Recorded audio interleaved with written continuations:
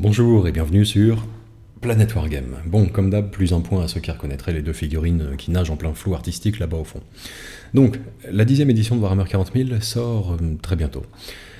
Et qu'est-ce que ça signifie pour ceux qui débarqueraient de nulle part sur cette vidéo par hasard? Eh bien, ça signifie que le jeu de stratégie avec figurines Warhammer 40 000 fera bientôt peau neuve. Toutes ces règles seront renouvelées, réinventées intégralement. Et on nous les promet plus accessibles, plus intuitives, plus cinématographiques et engageantes que jamais. Et accessoirement, 100% gratuites. Le jour de la sortie de la 10e édition, toutes les règles de Warhammer 40 000 seront accessibles sous la forme d'une application gratuite ou en téléchargement. Donc, ça signifie que ce sera un excellent moment pour s'y mettre naturellement. Je continue la petite parenthèse. Puisque tous les joueurs, qu'ils soient passionnés depuis des décennies ou qu'ils viennent de s'y mettre lors de la sortie de la 10e édition, seront tous en quelque sorte débutants avec les nouvelles règles du jeu, et d'autant plus enclins à vouloir les essayer, à vouloir se faire la main dessus. Il y aura cette sorte d'émulation collective qui fera que même les joueurs qui ont de la bouteille, qui ont des décennies de passion, seront d'autant plus enthousiastes, même s'ils le sont déjà assez d'habitude, mais à l'idée d'accueillir de nouveaux joueurs et de découvrir cette édition ensemble. Ce sera un excellent moment pour vous y mettre. Mais, néanmoins, il faut battre le fer tant qu'il est chaud, et si vous ressentez dès à présent l'envie de peindre vos premières figurines en vue de derrière disputer des parties avec, bref, vous mettre à Warhammer 40 000, le jeu de figurines, il faut battre le fer tant qu'il est chaud, comme je disais, et donc, pourquoi pas si vous êtes sur un élan actuellement qui vous pousse à vous lancer dans ce jeu, eh bien, ça reste un bon moment pour acheter ses premières figurines, il n'y a pas de problème.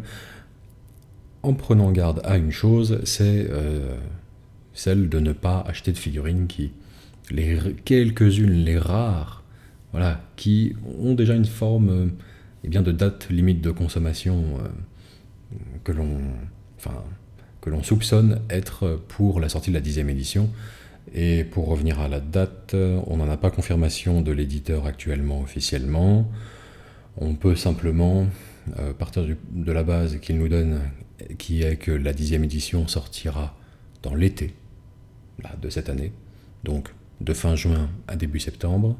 Et si on additionne les deux faits suivants, qui est que lors de la Warhammer Fest au Royaume-Uni, du Warhammer Fest plutôt, oui, festival, eh bien, les joueurs pourront déjà commencer à tâter un petit peu de la V10, voilà, gentiment, et nous sommes jaloux.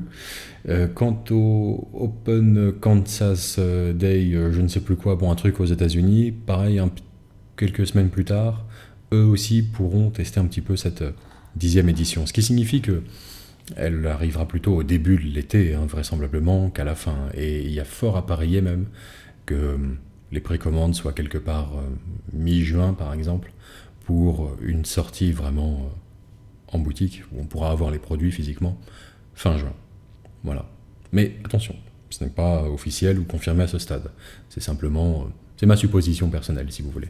Fin juin pour la 10e édition.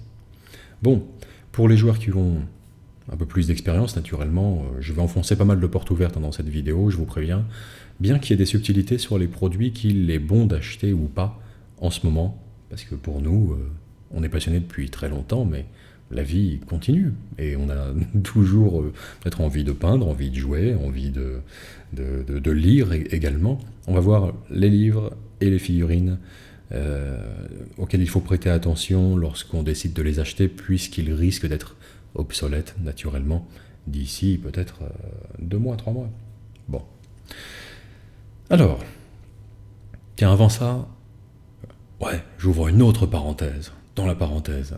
Pour ceux qui seraient de fidèles spectateurs de la chaîne, mais qui n'ont jamais tâté la moindre figurine, ni de près ni de loin, ce qui ne cessera d'ailleurs de m'étonner, j'aurais 1 million de questions à vous poser à ce sujet, mais enfin, ma foi, tout le monde reste le bienvenu, donc c'est fascinant.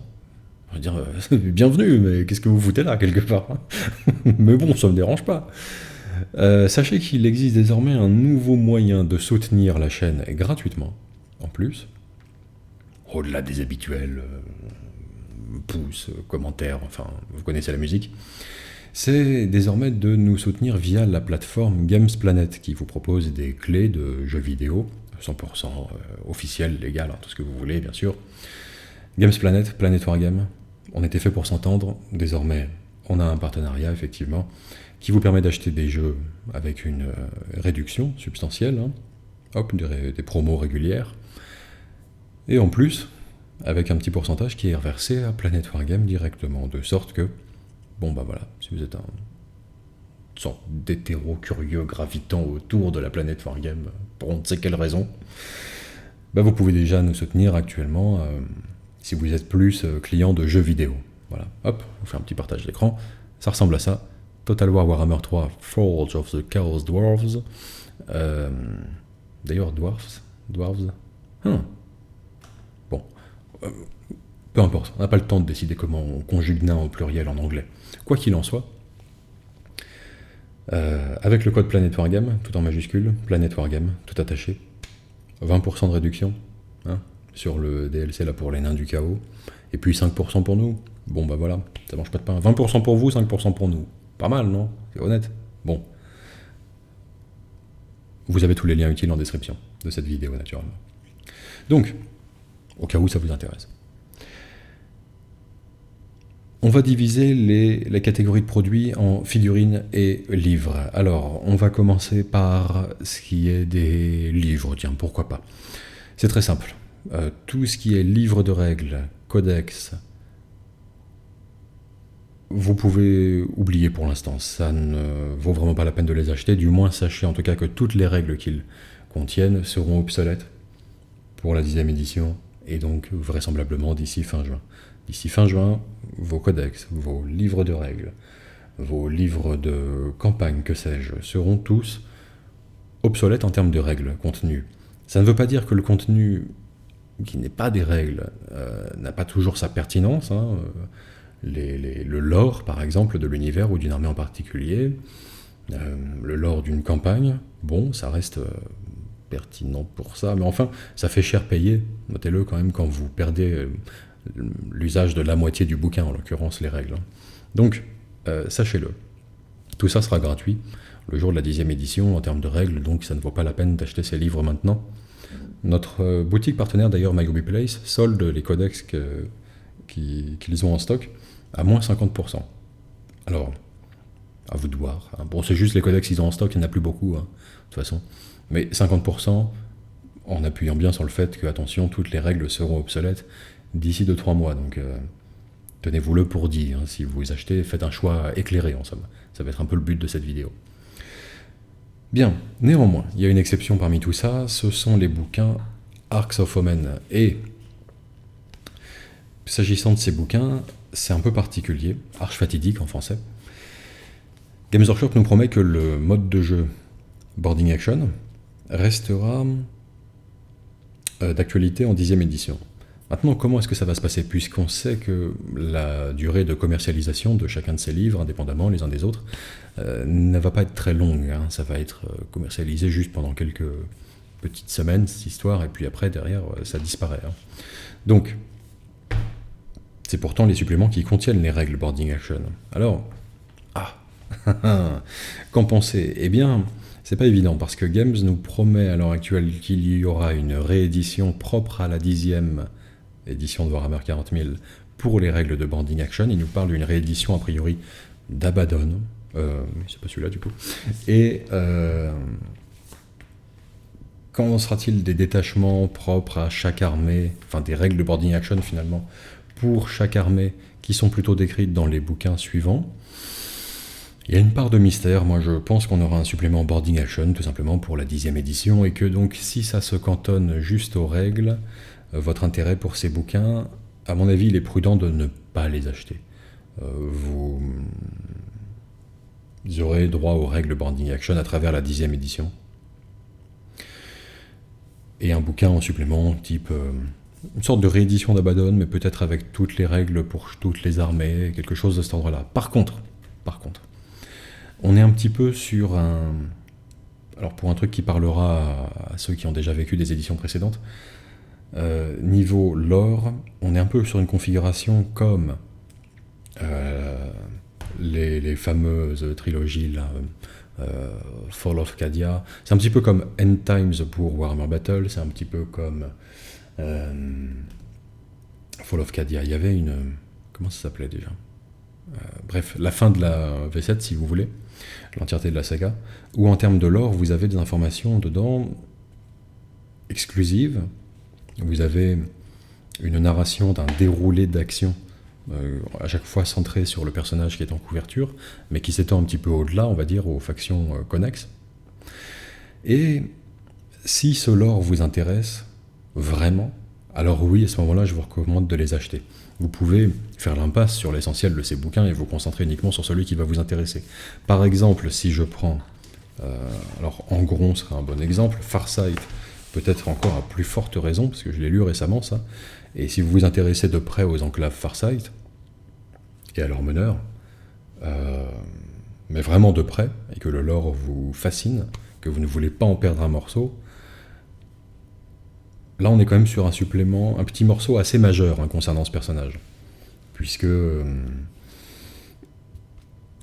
si c'est votre personnage préféré de Warhammer 40 000, il n'y a pas à discuter, vous voulez avoir ces infos.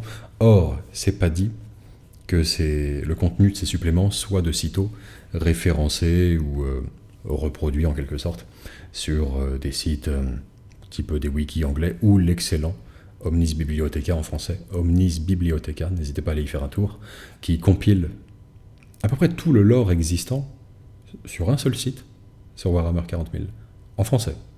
Oui, monsieur. Donc ça reste un petit peu la Bible française de tout ce qui est lore officiel, c'est reproduit tel quel à la virgule près, ou traduit, ou mis en forme, enfin bon. Mais c'est des sources officielles, vous pouvez y aller. Donc c'est pas dit que le contenu de ces suppléments soit retranscrit dedans d'aussi vite. Ils sont peu disponibles, ils sont... Enfin, ça coïncide avec un moment donné où Games est aux fraises pour les livraisons sur le vieux continent, de sorte que... Bon... c'est un peu précieux. Vous voulez mettre la main dessus, par exemple, si vous êtes passionné par Angron, Farsight, et les joueurs d'Archangels, alors là, j'en parle même pas. On a quand même le retour du Primarque, décrit dans le supplément Le Lion, que je ne saurais montrer à l'heure actuelle. Si vous êtes joueur d'Archangels, et mordu de l'or, évidemment, joueur déchu, aussi, les Fallen. Vous voulez acheter ce supplément si vous voulez avoir vraiment les infos sur tout ce qui est concomitant au retour du lion, quoi. Les conséquences, comment ça se passe. Juste lire les paroles de votre Primarque qui réapparaît en quelque sorte. Ah bah oui. Bon, c'est le cas de figure un petit peu particulier, quoi. Donc c'est juste cette exception. Ark of Omen, je pense que j'ai dit tout ce qu'il y avait à dire à ce sujet. Pour tous les autres bouquins, franchement, c'est non. N'hésitez pas, comme je le disais par contre, là c'est plus pour les vrais débutants, si vous êtes, comment dirais-je, comme je le disais, il faut battre le fer tant qu'il est chaud, vous êtes impatient de découvrir cet univers et son lore. Oui, il existe plein de vidéos lore sur YouTube en français, j'en sais quelque chose. C'est très bien. Je suis quand même partisan de l'idée que ça vaut pas tout à fait le fait de les découvrir à travers un bouquin. Enfin, en tout cas, que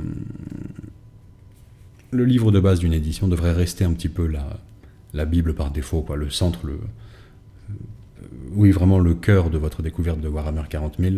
Si vous voulez vraiment vous y mettre en tant que jeu, découvrir les factions que vous seriez susceptible d'aimer plus que d'autres, peut-être celles qui seront votre choix pour vous lancer. Je vous recommande à ce moment-là de vous procurer un livre d'occasion, livre de base d'occasion, de la 9e édition, de la 8e édition, de vous le faire prêter par un ami passionné, de vous le faire prêter par n'importe qui. Débrouillez-vous. Un livre de base 8e, 9e édition, il y aura tout le lore de l'univers, en quelque sorte, une présentation vraiment complète. Et ça peut valoir vraiment une bouchée de pain sur des sites d'occasion comme Le Bon Coin, etc. Bon, ça c'est vraiment si vous êtes impatient en fait, vous ne pouvez pas attendre juin, vous avez envie de vraiment découvrir ça tout de suite en fait. Bon, voilà pour les livres. Ensuite, s'agissant des figurines, alors pour l'essentiel, la figurine, il n'y a pas vraiment de problème. Elles resteront valables parfaitement à travers la 10e édition, mais il y a deux exceptions notables. La première, c'est les tyrannides. n'achetez pas de tyrannide actuellement, vous pourriez le regretter. Ou alors faites-le, mais en connaissance de cause. Pourquoi ? Parce que on sait que la faction des tyrannides sera au cœur de cette 10e édition. C'est eux qui seront au cœur de l'action, notamment à travers la flotte ruche Léviathan, et donc pour cette occasion-là, ils figureront au sein de la boîte de base, la boîte de lancement, dans la 10e édition. Vous pourrez donc vous en procurer beaucoup à pas cher à cette occasion-là, et puis surtout, beaucoup seront refaits. Les figurines seront mises à jour, réinventées, plus belles théoriquement, plus dynamiques, des kits plus agréables à travailler, enfin tout ce que vous voulez. Bon, on a déjà vu les nouveaux Gaunt, du moins les nouveaux Thermagant. Dans le trailer vidéo de la 10e édition, on aperçoit pêle-mêle des Ormagaunt en plus des Thermagant. On aperçoit également un genre d'émissaire de la Reine Norne, émissaire de l'Esprit de la Ruche en tout cas, qui va être un genre de turbo zoanthrope, un super psyker lévitant au-dessus du sol avec 2 gardes du corps ou 2 relais psychiques peut-être. On aperçoit un Carnifex d'un genre particulier, qui sera un Screamer Killer. On aperçoit également ce qui pourrait être un Lictor ou un Lictor Alpha, peut-être, qui semble tuer l'apothicaire en armure gravis, même si ça c'est dans les ombres. Bon bah, c'est le style du Lictor. On reconnaît le Lictor à ceci qu'on ne le voit pas. Voilà. Je pensais à Idée Noire de Franquin, ça. L'ennemi a développé une arme très dangereuse, on ne la voit pas venir. Justement, je ne vois rien venir. Bon, quoi qu'il en soit, on voit quoi d'autre ? On voit également 2 genres de créatures tentaculeuses, là, Maruspex, pas vraiment, on ne sait pas très bien ce que c'est. Et puis, d'autres tyrannides encore. Je crois, comment ça s'appelle ça ? Pyrargues, il me semble, les guerriers tyrannides ailés. Par exemple. Donc, beaucoup de ces biomorphes seront refaits pour la 10e édition. D'autres non, d'autres resteront les figurines, peut-être celles qui ont été refaites le plus, entre guillemets, enfin les moins anciennes dans la gamme, resteront d'actualité. Pour le reste, attendez-vous à du changement. Donc, ce serait dommage de payer aujourd'hui au prix fort des figurines qui, demain, seraient peut-être dans la boîte de lancement, à moins cher, plus belles, plus jeunes, plus dynamiques. Bon, vous pourriez le regretter. Donc, prudence sur les tyrannides. Cependant, je nuance un petit peu quand même, pas vraiment à l'endroit des débutants, à qui je recommande vraiment d'attendre la 10e édition pour jouer du tyrannide, ou peindre du tyrannide. Pour les vétérans, franchement, il faut reconnaître que c'est l'armée qui se prête le mieux à un mélange de figurines de différentes éditions.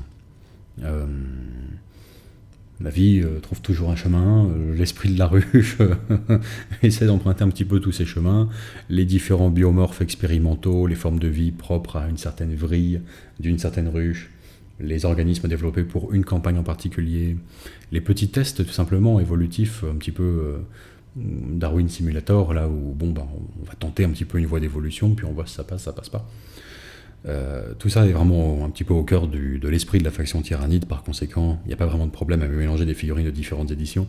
Très franchement, encore aujourd'hui, si par exemple, et moi je sais que je pourrais en avoir envie, par exemple pour une armée tyrannide, vous alignez des Thermagant dans leur première version plastique, ceux avec les petites têtes de babouin là, et le micro revolver organique en guise d'arme, ils sont très sympas, enfin, faut aimer, hein, c'est un peu vintage.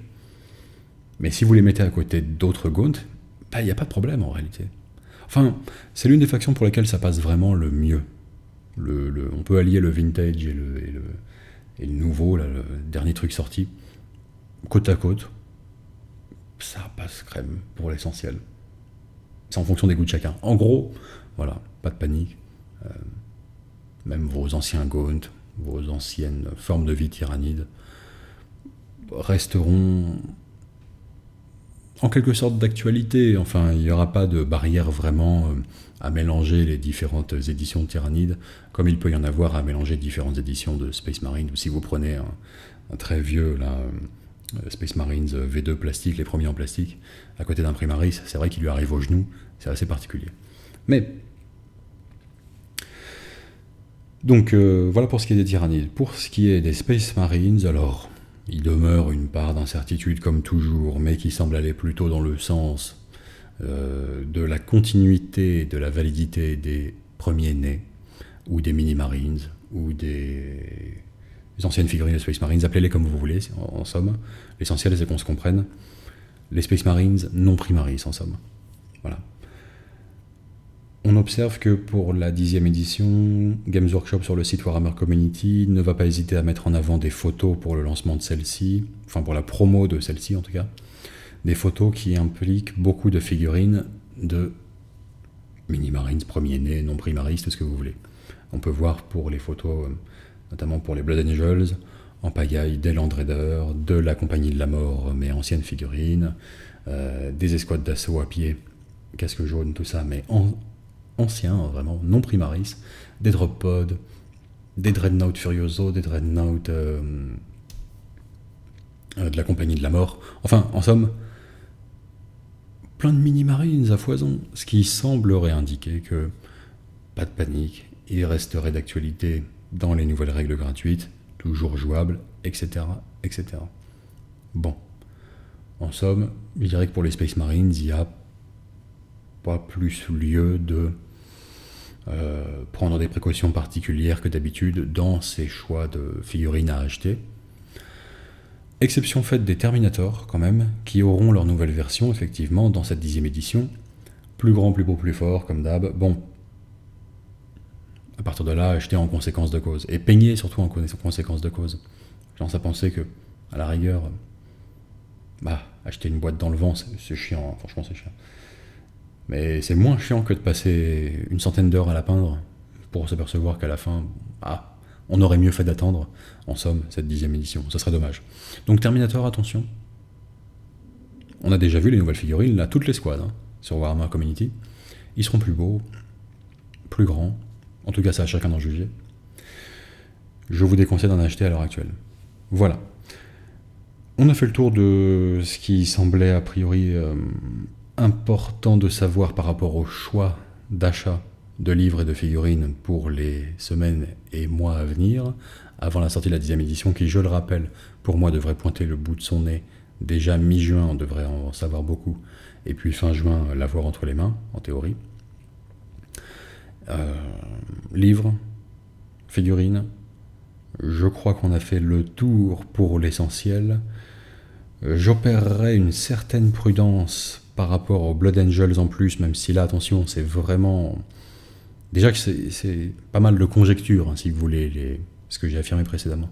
Mais là, c'est vraiment au doigt mouillé. J'opérerai une certaine prudence par rapport aux Blood Angels et même aux Dark Angels. Mais à commencer par les Blood Angels, on sait que le commandeur Dante ressort, il est ressorti. Bon. Par la suite, on sait qu'il y aura aussi ce côté Imperium Nihilus au centre de l'action, l'alliance des Anges de la Mort entre Blood Angels et Dark Angels au moins initialement. Il ne serait pas déraisonnable de penser que dans le calendrier des sorties, à moyenne échéance, il y ait des gardes sanguiniens primaris, plus de compagnies de la mort primaris, ce genre de choses un petit peu, une forme de primarisation de pas mal d'unités clés des Blood Angels. Je n'affirme pas, hein. Je vous partage simplement mes suppositions. Ça semble être assez vraisemblable qu'il puisse y avoir ça à l'horizon. Par conséquent, les unités plus spécialisées, on va dire non primaris génériques, des Blood Angels, ça peut être prudent de s'abstenir. J'aurais tendance à penser qu'il y a peut-être quelque chose de cet ordre aussi pour les Dark Angels, les déchus. Voilà, mais au doigt mouillé, hein, c'est par rapport à certaines lectures récentes. Bon. Là-dessus, c'est pas des faits, mais enfin, prudence et mère de sûreté, il y a des indices. Attention, peut-être. Voilà. Pour le reste, non, mais je crois qu'on a fait le tour. Hein. Qu'est-ce qu'on a d'autre en pagaille? Non, on est bon pour tout le reste. Vous pouvez consommer sans modération. J'invite les débutants, encore une fois, pour vraiment enfoncer le clou, à attendre la 10e édition pour se lancer si possible. En attendant, il y a plein de choses à faire. Regardez plein de vidéos à ce sujet. Commencez à s'amouracher pour une faction, peut-être plus que les autres. Vous pouvez acheter que du matériel de modélisme, vous rendre dans les boutiques Warhammer Store, on vous donnera bien volontiers la figurine du mois gratuite, toujours une figurine gratuite, tous les mois qui change. C'est pas non plus sorcier de repartir avec un petit intercessor Space Marine dans les mains gratos. Commencer à tâtonner un petit peu de peinture, ce genre de choses, c'est pas du luxe pour amorcer l'édition dans de meilleures conditions encore. Donc voilà, vous pouvez déjà commencer à sérieusement tâter un petit peu de tout ce qui fait de l'univers Warhammer, entre guillemets gratuitement à l'heure actuelle, ou en achetant que les produits de peinture qui de toute façon vous serviront quoi qu'il advienne, j'ai envie de dire. Bien. On a fait le tour, ce me semble. Je vous dis bonne peinture, bon jeu et à la prochaine.